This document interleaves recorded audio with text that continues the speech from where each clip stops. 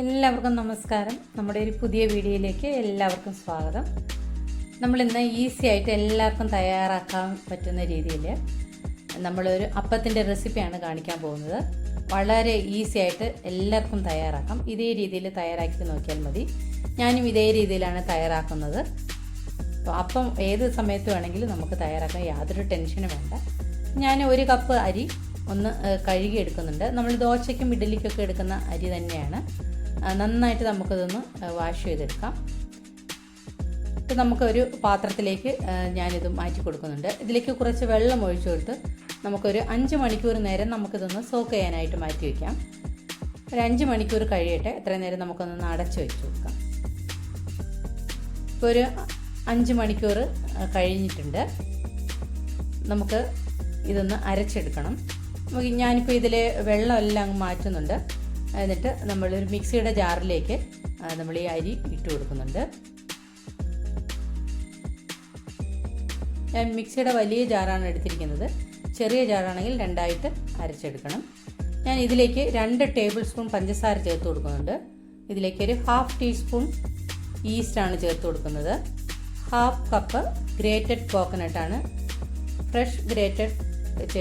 Fresh കോക്കനട്ടാണ് great ചെയ്തെടുത്തിരിക്കുന്നത്.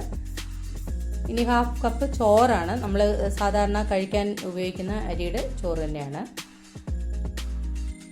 1/4 cup ഉപ്പാണ് ചേർത്ത് കൊടുത്തത്. ഇനി 1 കപ്പ് വെള്ളം ഒഴിച്ചു കൊടുത്ത് ഒരു ഫൈൻ പേസ്റ്റായിട്ട് നമുക്കിതൊന്ന് അരച്ചെടുക്കാം.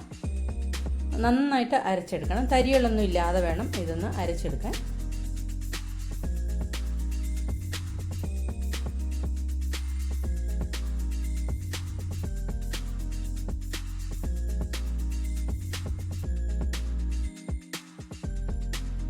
നന്നായിട്ട് നമ്മളിവിടെ അരച്ചെടുത്തിട്ടുണ്ട്. നമുക്കിനി ഇത് ഒരു ബൗളിലേക്ക് അല്ലെങ്കിൽ ഒരു പാത്രത്തിലേക്ക് നമുക്കിതങ്ങ് ഒഴിച്ചു കൊടുക്കാം. നമുക്ക് ഇത് പെട്ടെന്ന് പുളിച്ച് കിട്ടുന്നതിന് വേണ്ടി അല്ലെങ്കിൽ ഫെർമെൻ്റായി കിട്ടുന്നതിന് വേണ്ടിയിട്ട് ഞാനിവിടെ ഒരു പാത്രത്തിൽ കുറച്ച് വെള്ളം ചൂടാക്കാനായിട്ട് വെച്ചിട്ടുണ്ട്. വെള്ളം ഇത് ബോയിൽ ചെയ്തെടുക്കണ്ട, ഒരു ഹോട്ട് വാട്ടറാണ്. കുറച്ച് നന്നായിട്ടൊന്ന് ചൂടായാൽ മതി. ഈ പാത്രത്തിന് മുകളിലേക്ക് നമ്മൾ നമ്മുടെ ബാറ്റർ എടുത്ത് വെച്ച് കൊടുക്കുന്നുണ്ട്. വെള്ളത്തിൽ ടച്ച് ചെയ്തിരിക്കുകയും വേണ്ട. അതിന് മുകളിൽ വെച്ച് കൊടുത്തിട്ട് നമുക്കിതൊന്ന് അടച്ചു വെച്ച് കൊടുക്കാം. ഒരു 2 മണിക്കൂർ കഴിഞ്ഞിട്ട് നമുക്കിതൊന്ന് തുറന്ന് നോക്കാം. ഇപ്പോൾ 2 മണിക്കൂർ കഴിഞ്ഞിട്ടുണ്ട്. നമ്മുടെ മാവ് നന്നായിട്ട് ഫെർമെൻ്റായി വന്നിട്ടുണ്ട്. നന്നായിട്ട് പൊങ്ങി വന്നിട്ടുണ്ട്. നമുക്ക് ഈ സമയത്ത് അപ്പം തയ്യാറാക്കേണ്ട ആവശ്യമില്ലെങ്കിൽ നമുക്ക് ഇപ്പോൾ ഈ മാവെടുത്ത് ഫ്രിഡ്ജിലേക്ക് അങ്ങ് മാറ്റി കൊടുത്താൽ മതി. ആവശ്യമുള്ള സമയത്ത് നമുക്ക് അപ്പം തയ്യാറാക്കിയെടുക്കാം. ഞാനിവിടെ അപ്പം തയ്യാറാക്കാനായിട്ട് അപ്പച്ചട്ടി വെച്ച് കൊടുത്തിട്ടുണ്ട്. നന്നായിട്ട് ചൂടായി വന്നിട്ടുണ്ട്. നമുക്കിതിലേക്ക് ഇതിൻ്റെ ബാറ്റർ ഒഴിച്ചു കൊടുക്കാം. 1 തവി മാവ് ഒഴിച്ചു കൊടുത്താൽ മതി.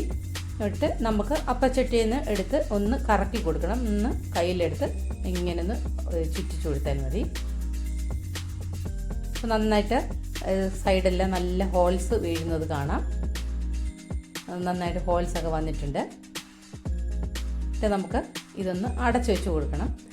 അടച്ചു വെച്ച് കൊടുത്ത് 1 മിനിറ്റ് ഒന്ന് വെയിറ്റ് ചെയ്താൽ മതി. നന്നായിട്ട് വെന്ത് കിട്ടും. നമുക്ക് വേറെ പാത്രത്തിലേക്ക് മാറ്റി കൊടുക്കാം. ഇപ്പം 1 മിനിറ്റ് ഒന്ന് കഴിഞ്ഞിട്ടുണ്ട്. നമുക്ക് തുറന്ന് നോക്കാം.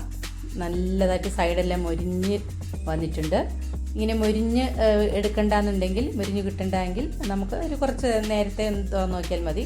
എന്നിട്ട് നമുക്കതങ്ങ് മാറ്റാം. അപ്പോൾ അങ്ങനെ വരത്തില്ല. അപ്പോൾ സെൻറ്ററൊക്കെ നന്നായിട്ട് പൊങ്ങി വന്നിട്ടുണ്ട്. നല്ല സോഫ്റ്റായിട്ടുള്ള അപ്പം നമുക്ക് തയ്യാറാക്കിയെടുക്കാം. അപ്പച്ചട്ടി ഇനി കയ്യിലില്ല എങ്കിൽ നമുക്കല്ലാതെ അപ്പത്തിൻ്റെ രീതിയിൽ തയ്യാറാക്കണ്ട എന്നുണ്ടെങ്കിൽ നമുക്ക് സാധാരണ പാൻ വെച്ച് കൊടുത്ത് നമുക്കതിലേക്ക് നമ്മൾ ദോശയൊക്കെ ഉണ്ടാക്കുന്ന പാൻ വെച്ച് കൊടുത്ത് അതിലേക്ക് ഒരു തവി മാവ് ഒഴിച്ചു കൊടുത്ത് നമുക്ക് ഈ ഹോൾസൊക്കെ വരുന്ന സമയത്ത് നമുക്കിതൊന്ന് അടച്ചു വെച്ച് കൊടുക്കണം. എന്നിട്ട് നമുക്കിത് ചുട്ടെടുക്കാം. തിരിച്ചൊന്നും ഇട്ട് കൊടുക്കണ്ട. നമ്മൾ 1 സൈഡ് മാത്രം വേവിച്ച് എടുക്കാവുന്നതാണ്. ഈസി ആയിട്ട് നമുക്ക് അപ്പം തയ്യാറാക്കിയെടുക്കാം. യാതൊരു ടെൻഷനും വേണ്ട. ഇതേ രീതിയിൽ എല്ലാവരും തയ്യാറാക്കി നോക്കൂ. വളരെ ടേസ്റ്റിയാണ്. വളരെ സോഫ്റ്റുമായിട്ടുള്ള അപ്പം നമുക്ക് തയ്യാറാക്കിയെടുക്കാം. ഞാനിത് എല്ലാം തയ്യാറാക്കിയിട്ടുണ്ട്. നമുക്ക് ഇനി ഇത്രയും തയ്യാറാക്കണ്ടെന്നുണ്ടെങ്കിൽ ബാക്കി വരുന്ന മാവ് ആവശ്യത്തിനുള്ളത് എടുത്തിട്ട് ബാക്കി ഫ്രിഡ്ജിലേക്ക് വെച്ച് കൊടുത്താൽ മതി. എന്നിട്ട് ആവശ്യമുള്ള സമയത്ത് തയ്യാറാക്കാം. നമ്മളിതിൻ്റെ കൂടെ ഒരു വെജിറ്റബിൾ കറിയും തയ്യാറാക്കിയിട്ടുണ്ട്. വളരെ ടേസ്റ്റി ആയിട്ടുള്ളൊരു കറിയാണ്. അതിൻ്റെ വീഡിയോ നമ്മളിപ്പോൾ അപ്ലോഡ് ചെയ്തിട്ടില്ല, അത് പിന്നീട് കാണിക്കുന്നതാണ്. എല്ലാവരും ഇതേ രീതിയിൽ അപ്പം തയ്യാറാക്കി നോക്കൂ. അടുത്തൊരു നല്ലൊരു വീഡിയോ ആയിട്ട് നമുക്ക് വീണ്ടും കാണാം. നമ്മുടെ ചാനൽ ഇതുവരെയും സബ്സ്ക്രൈബ് ചെയ്തിട്ടില്ലാത്തവരെല്ലാം സബ്സ്ക്രൈബ് ചെയ്ത് സപ്പോർട്ട് ചെയ്യാനും കൂട്ടുകാർക്കെല്ലാം ഷെയർ ചെയ്ത് കൊടുക്കാനും ലൈക്ക് ചെയ്യാനും മറക്കരുത്. അടുത്ത വീഡിയോ ആയിട്ട് കാണുന്നത് വരെ എല്ലാവർക്കും താങ്ക് യു.